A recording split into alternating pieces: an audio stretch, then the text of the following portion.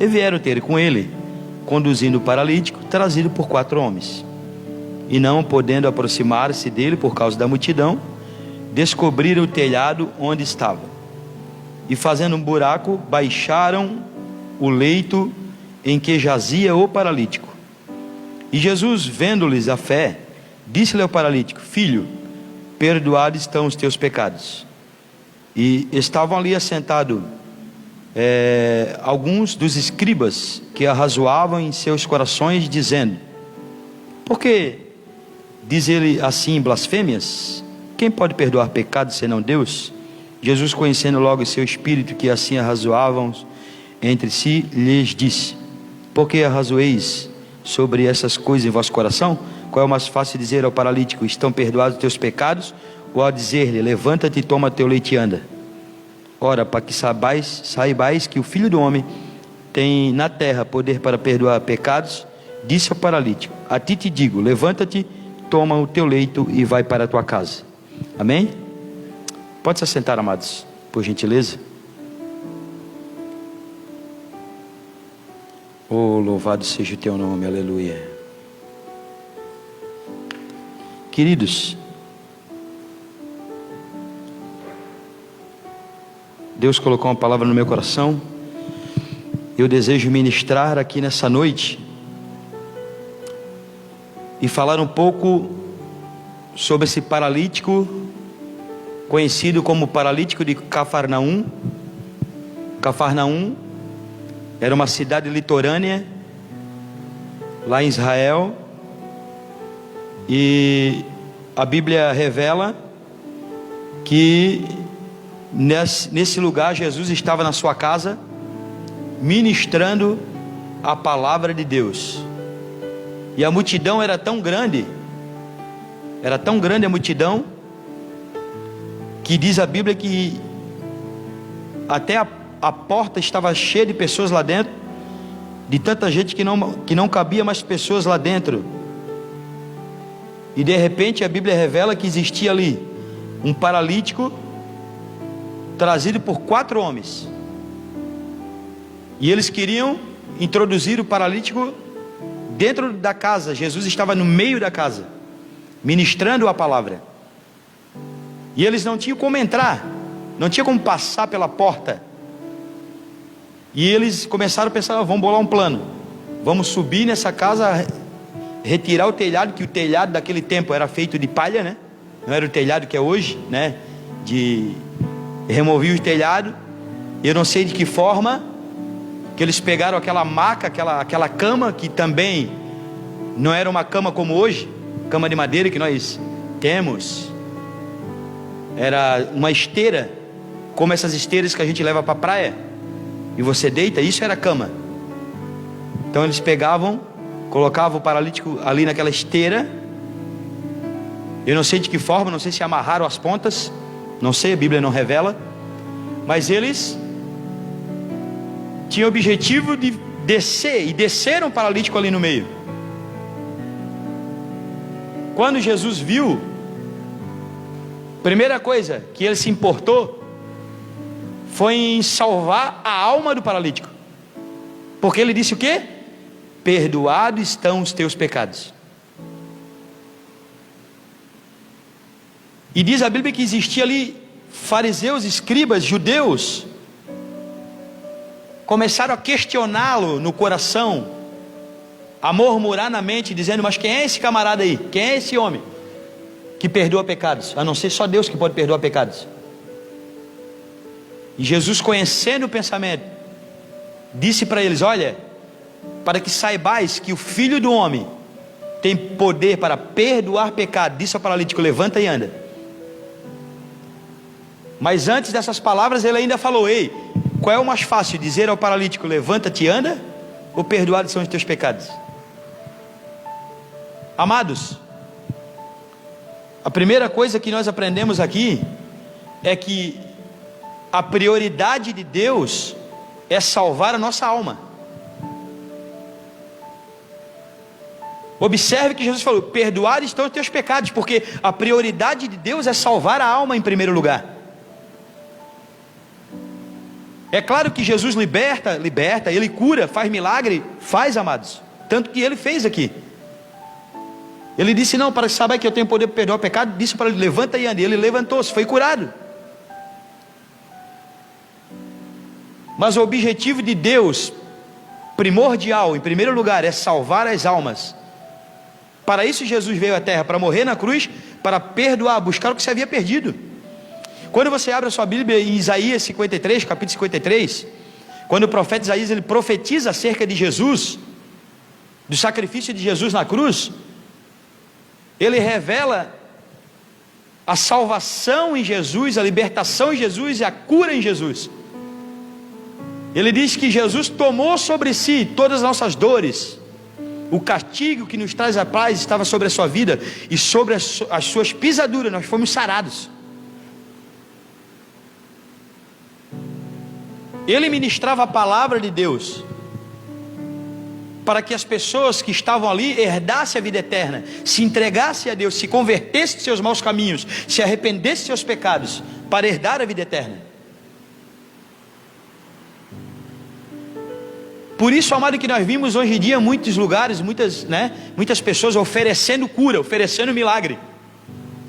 Mas o milagre é secundário, a cura é secundária. Primeiro, salvação da alma, o maior milagre que o ser humano possa receber é a salvação da alma, amado. É quando o Espírito de Deus se revela a nós de forma sobrenatural e faz nós entender o plano da salvação. Para isso o Espírito Santo veio. Jesus não falou que quando o Espírito Santo viesse, ele convenceria o homem do pecado? Convencer, trazer convicção de que a palavra é verdade, nos convencer de que toda a vida que nós levávamos outrora era uma vida que não era baseada na palavra, que nós vivíamos segundo nossos pensamentos e a concupiscência da carne, a soberba da vida, segundo o nosso entendimento. Mas agora ele nos convenceu que a palavra é verdade, e nós nos arrependemos das práticas antigas e passadas e nos convertemos a Cristo. A conversão, amado, metanoia, no original, no grego, significa você andar ao lado oposto.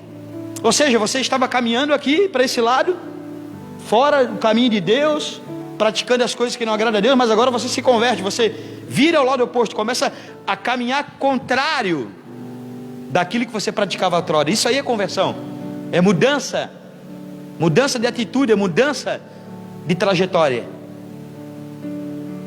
Mas é isso que muitas pessoas hoje em dia não compreendem, amado. Todas as vezes que você vê Jesus pregando na palavra, Jesus anunciando o Evangelho, e todas as vezes que você vê o apóstolo Paulo escrevendo as suas cartas, e muitas delas você vai ver eles priorizando salvação. Eles dizem, buscai primeiro o reino do céu e a sua justiça, as demais coisas, necessidades básicas de uma pessoa vos serão acrescentadas. Se você pegar, amado, as cartas de Paulo falando sobre que nós devemos viver no Espírito, andar em Espírito e não satisfazer a concupiscência da vossa carne, você vai ver em Colossenses Paulo falando agora que se já ressuscitaste com Cristo, buscai as coisas do alto, do céu, ao qual Cristo está sentado à direita de Deus.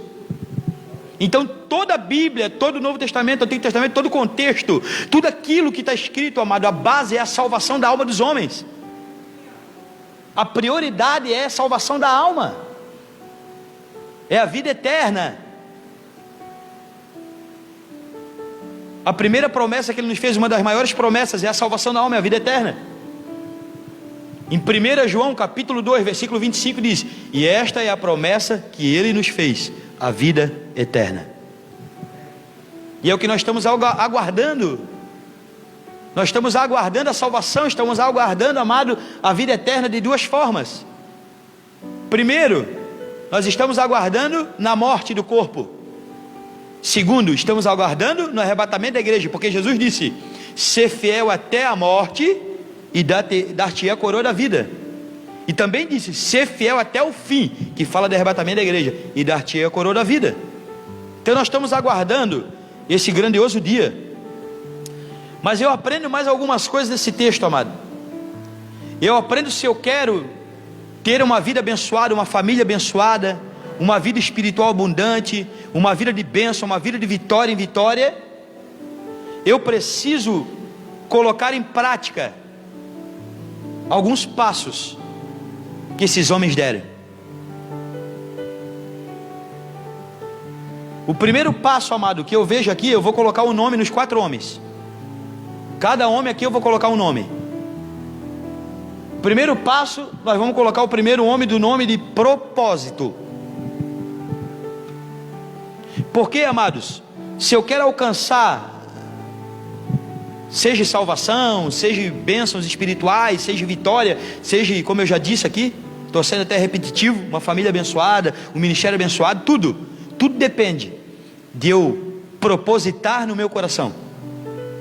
Observe qual era o propósito deles.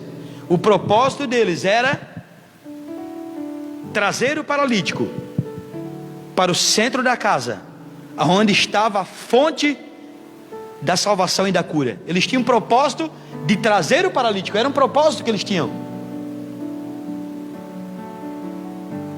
Eles tinham uma intenção de fazer alguma coisa desejada. Propósito significa intenção de fazer algo que desejamos. Amado, nós precisamos andar com um propósito. Nós servimos a Deus com um propósito. Qual é o propósito de servir a Deus? Qual é o propósito que eu vim aqui nessa noite? Eu vim para adorar a Deus, para cultuar a Deus, para ouvir uma palavra. Por quê? Porque o meu propósito, o meu objetivo primordial é o quê? Vida eterna. Então nós temos propósito, nós precisamos andar com propósito. Observe, amados, que o propósito deles então era que Jesus curasse o paralítico. Eclesiastes capítulo 3 e o versículo 1 diz assim, ó: tudo tem o seu tempo determinado, e há um tempo para todo propósito debaixo do céu. Aí ele começa a falar: há tempo de nascer, há tempo de morrer, há tempo de plantar, há tempo de se arrancar o que se plantou. Ele começa a dizer, amado, muitas coisas ali. Há um tempo para todo propósito debaixo do céu. Aqui está revelando que nós temos todas as coisas, são um propósito de Deus. Nascer é um propósito, morrer é um propósito, tenho um propósito de plantar, porque depois eu tenho um propósito de colher o que eu plantei. Então, amados, eu preciso ter um objetivo, eu preciso ter um alvo.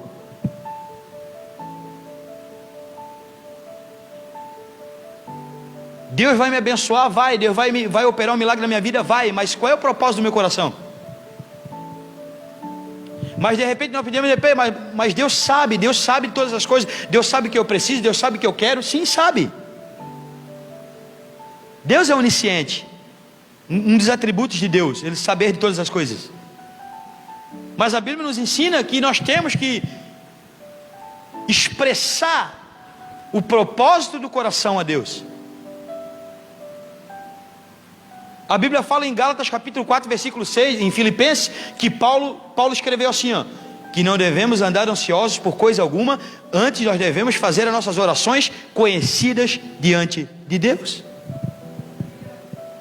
Mas ele não sabe o que eu vou pedir? Claro, a Bíblia fala, Jesus disse: ei, o vosso Pai Celestial, é claro que Ele sabe o que vocês vão pedir, antes de pedir, pela sua onisciência.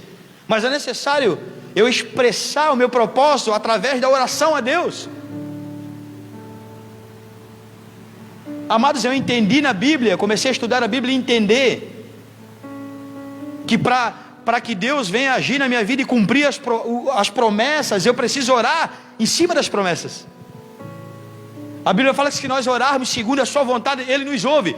E se Ele nos ouve, se nós sabemos que Ele nos ouve, então Ele nos ouvirá e responderá nossas orações. Mas é preciso orar. Nós temos que orar segundo a sua vontade. Então nós temos que fazer conhecida a nossa oração. Nós temos que expressar o propósito do coração a Deus. Exemplo, eu vou orar e vou dizer: Deus, eu preciso que o Senhor me liberte nessa área. Eu preciso que o Senhor me abra essa porta. Eu preciso que o Senhor me ajude nessa área. Eu preciso melhorar nessa área, mas eu não tenho força. Eu preciso expressar a Deus em oração o propósito do meu coração, amado. Esse é o primeiro passo para que as bênçãos de Deus, as coisas espirituais, elas comecem a fluir nas nossas vidas. Eu observo, amado, a vida de Bartimeu, aquele cego.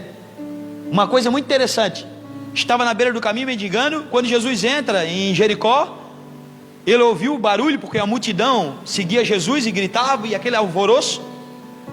Ele começou a gritar e a dizer: Jesus, filho de Davi, tem misericórdia de mim. Começou a gritar. Quando Jesus vê que aquele cego gritava tanto, chamou a atenção do mestre. Jesus disse o quê? Chama ele aqui. Quando chamaram ele, Jesus fez uma pergunta: o que queres que eu te faça? Mas será que Jesus não sabia que ele queria ser curado pela sua onisciência? Claro que sabia, amado. Por que Jesus perguntou: o que queres que eu te faça? Porque Jesus queria ouvir da sua boca o propósito do seu coração.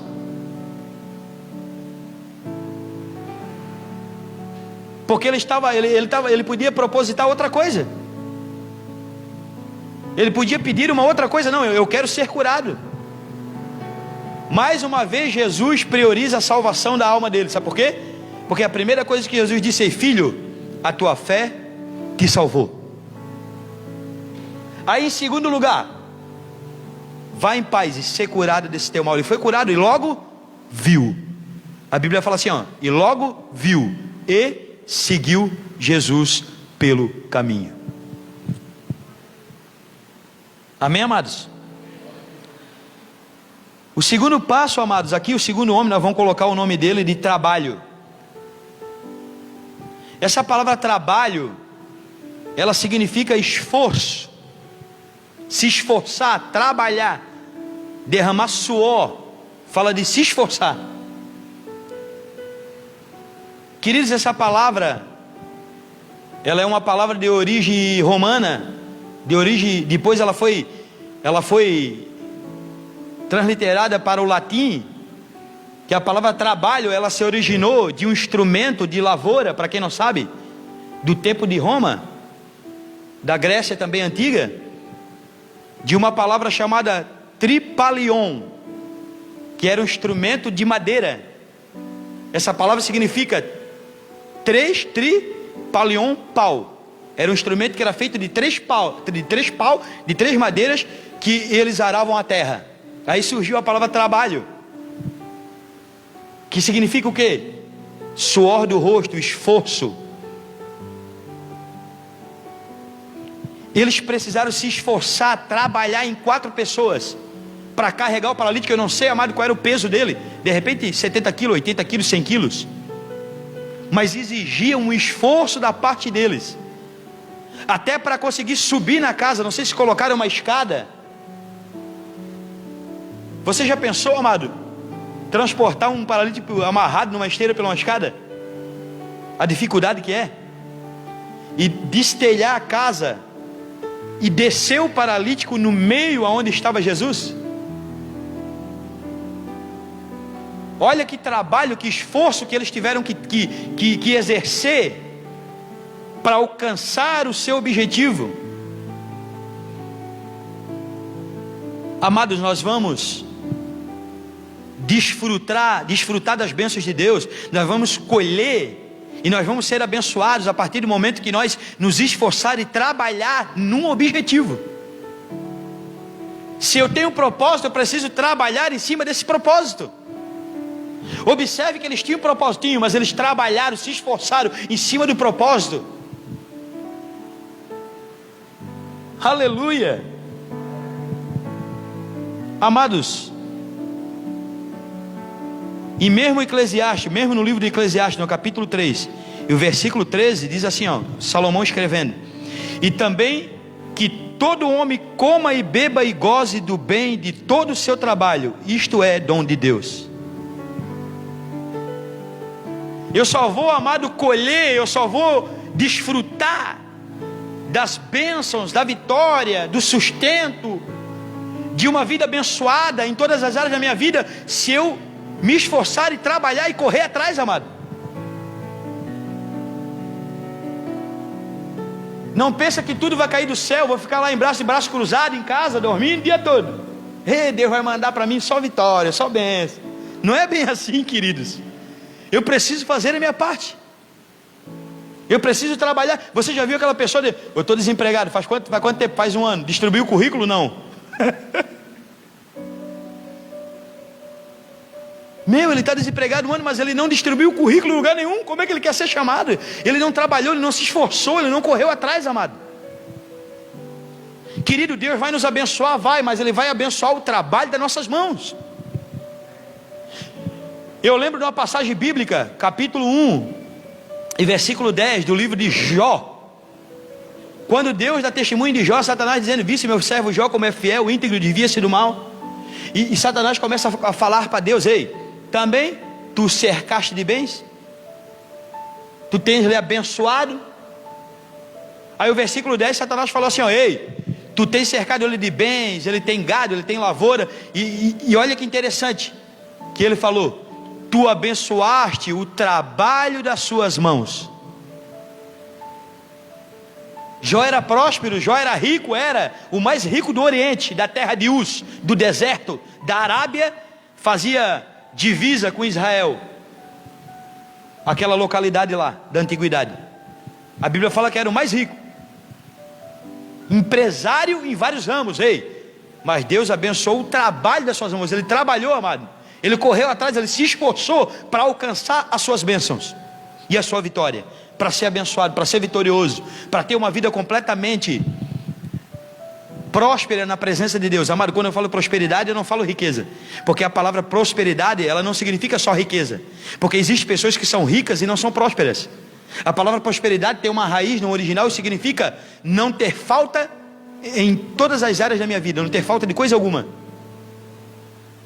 Isso é prosperidade, é não ter falta de coisa alguma, mas em todas as áreas da minha vida. E Jó era próspero em todas as áreas. Deus abençoou o trabalho das suas mãos. Outra passagem interessante, amado, que eu vejo é no livro de Ageu, capítulo 2, versículo 3, 4 e 5. Aqui Ageu foi levantado por Deus, porque o povo começou a construir o templo de Jerusalém e desistiram do templo de Deus. Foram para suas casas na praia, apaneladas, construir as suas casas. Eram casas de verão, casas revestidas por dentro de betume, uma montoeira de coisa que eles faziam ali, para refrescar as suas casas preparadas para eles descansar, mas abandonaram a obra de Deus, eles abandonaram o templo do Senhor. Aí quando Ageu é levantado por Deus, a mensagem de Deus na boca do profeta Ageu, primeiro Ageu falou: ei, quando você recebe salário, vocês recebem saco furado. Por quê? Porque vocês abandonaram a obra de Deus, as vossas vidas não prosperam. Aí o capítulo 2 você começa ali, amado, a estudar, a ler na sua casa. Você vai ver no versículo 3 e diante, que ele fala o quê? Ele fala assim: esforçai-vos, Zorobabel, que era o líder de Israel, era o cabeça. Esforçai, Josué, que era o sacerdote, filho de Josadaque. E ele diz assim: esforçai-vos todos os povos e trabalhai. Mais para frente você vai ver ele falando: vai tirar madeira, arrancar madeira, trazer para edificar a casa do Senhor. Quem é que viu esta casa na sua primeira glória? Não vai ser comparado à segunda glória dessa casa. Aí ele já está falando de Jesus. A segunda glória da casa é Jesus. Porque aí ele fala: porque aí virá o bendito, o desejado das nações, que está falando de Jesus, a segunda casa. A glória da segunda casa é Jesus, que nasceu, veio e entrou no templo de Jerusalém. Mas amado, aqui ele está falando sobre trabalhar, se esforçar. Então quando eu me esforço, quando eu corro atrás, quando eu trabalho, Deus abençoa o trabalho das minhas mãos, amém? Agora, se eu tenho um propósito, eu preciso trabalhar. Se eu tenho um propósito, eu preciso perseverar nesse propósito. O terceiro homem vai ter o nome de perseverança. Porque se eu não perseverar, eu não vou alcançar, amado. É preciso perseverar em Deus. Romanos capítulo 12 e verso 12. Alegrai-vos na esperança, Seres pacientes no meio da tribulação e perseverai na oração. Só que essa perseverança não é só na oração. Eu devo perseverar em todas as áreas da minha vida. Eu devo perseverar em Deus, perseverar no ministério, perseverar no meu relacionamento conjugal. Eu devo perseverar, amado, no meu trabalho, perseverar na minha vida espiritual, perseverar na leitura da palavra, perseverar em honrar a Deus, em ser fiel a Deus, em seguir a Deus, em servir a Deus, em amar a Deus. Eu preciso perseverar em todas as áreas. Senão eu não concluo, amado. Eu não chego num determinado propósito e objetivo. Se eu tenho um objetivo e um propósito para ser alcançado, se eu parar e desistir no meio do caminho, eu não consigo concluir, eu não consigo alcançar o meu propósito. Você já pensou se eles desistissem de levar o paralítico onde estava Jesus? Eles viram a multidão na porta, mas se eles olhassem para o obstáculo da multidão que estava na porta, não tinha como passar com o paralítico pela porta, eles iriam desistir. Vamos embora, vamos para casa, o paralítico continuaria paralítico. Mas pelas suas perseveranças, pela perseverança dos 4 que desceram paralítico onde estava Jesus, ele foi liberto, ele foi salvo, ele foi curado, alcançaram o seu propósito, alcançaram o seu objetivo. Por quê, amado? Porque perseveraram no seu propósito. Amém?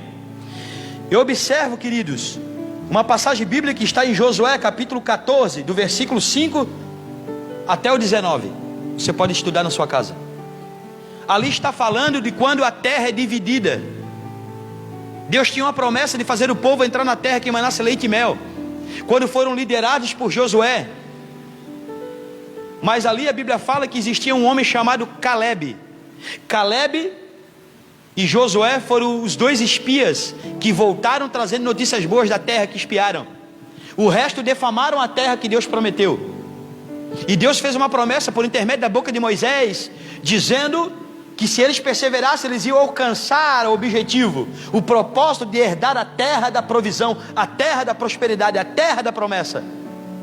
E aí Caleb, amado, chegou o momento de Josué distribuir o território de Israel, ali de Canaã, que outrora já tinha sido deles, mas eles saíram para o Egito e agora estão voltando, liderados por Josué. E aí sabe o que Caleb diz? A Bíblia fala que Caleb tomou a palavra e disse: ei, eu lembro quando eu tinha 40 anos, tal era a minha força como é agora, de todas as palavras que o Senhor nos prometeu pela boca de Moisés, dizendo que aqueles que perseverassem alcançariam a vitória e receberiam a sua herança.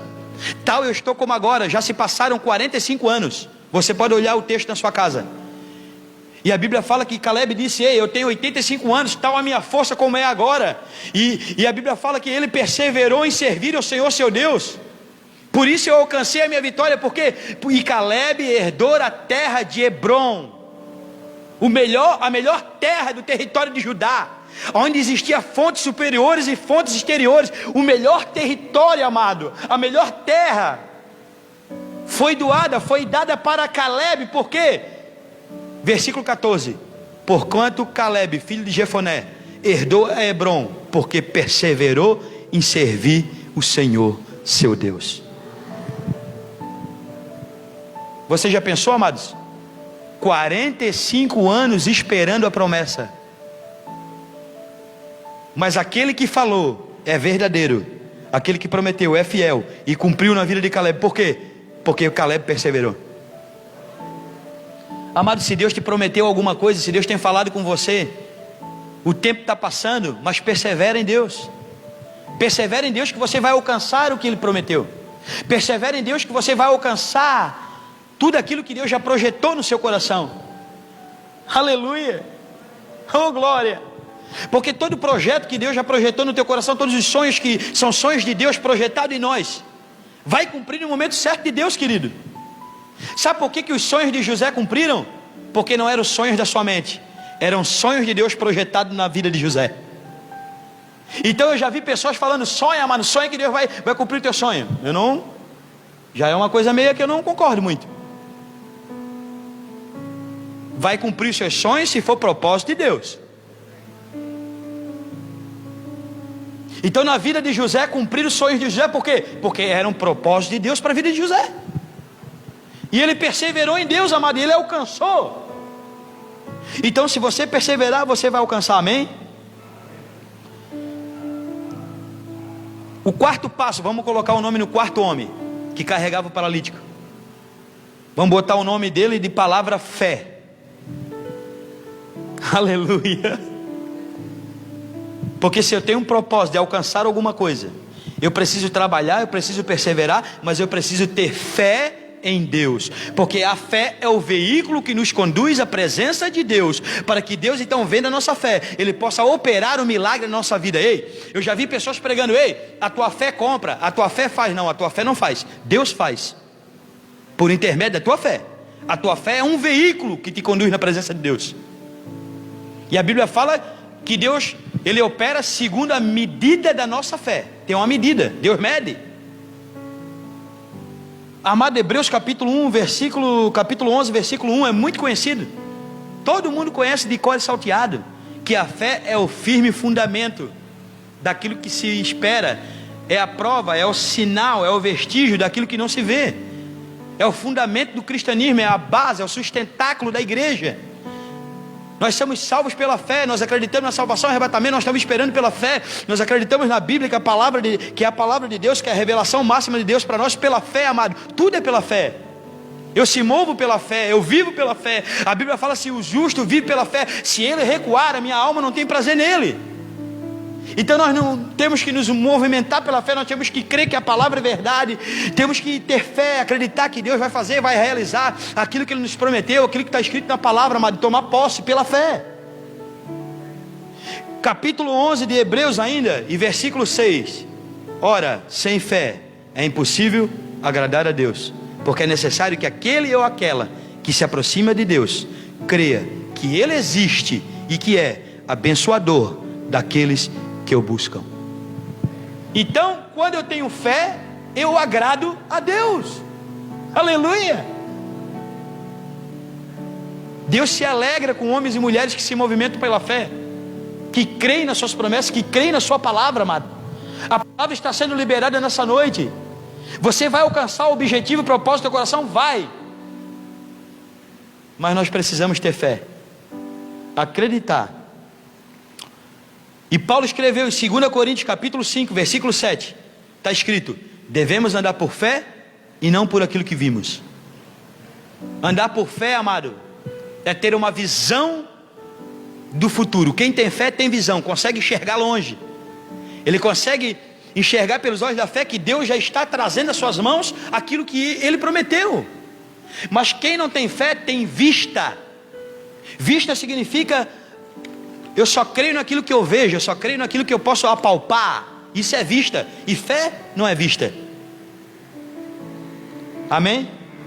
Que o Senhor nessa noite, amado, possa abençoar a tua vida, que Deus possa esclarecer, o Espírito Santo possa abrir o nosso entendimento, nos esclarecer, nos dar um discernimento mais profundo da sua palavra, e fazer nós entender que se nós temos um propósito, nós precisamos trabalhar, perseverar e se mover pela fé para alcançar aquilo que Ele já nos prometeu. Amém?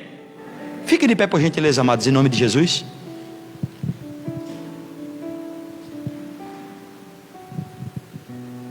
Vamos fazer uma oração. Oh Espírito Santo, aleluia. E depois dessa oração nós estaremos já passando nas mãos do pastor Marcos. Aí onde você está mesmo, amado, você vai colocar a mão sobre o seu coração. Eu vou orar agora para que Deus venha nos dar força, venha nos dar graça, amado. Que o Senhor venha nos dar uma injeção de ânimo, uma injeção de fé. Porque a palavra, amado, que foi ministrada, ela é a geradora de fé.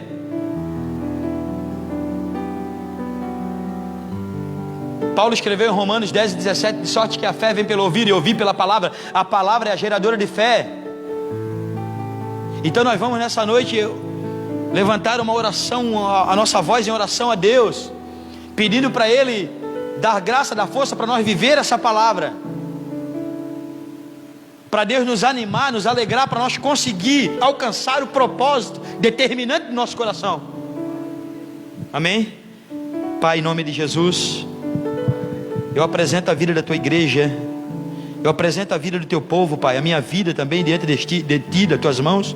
Nos colocamos diante de ti, nos colocamos nas tuas mãos, para que nessa noite, Senhor, venha nos dar força, nos dar graça, venha dar uma injeção de ânimo, de fé em nosso coração, para que possamos alcançar o propósito determinante do nosso coração, para que todos os sonhos e propósitos, Senhor, projetados do Senhor em nosso coração, em nossa vida, possam se concretizar e possamos alcançar a bênção, a vitória, a vida eterna, a salvação, a libertação, a cura do corpo, o milagre, Pai, em nome de Jesus, em todas as áreas da nossa vida, através de tudo quanto o Senhor já tem nos prometido, através da tua palavra, Pai.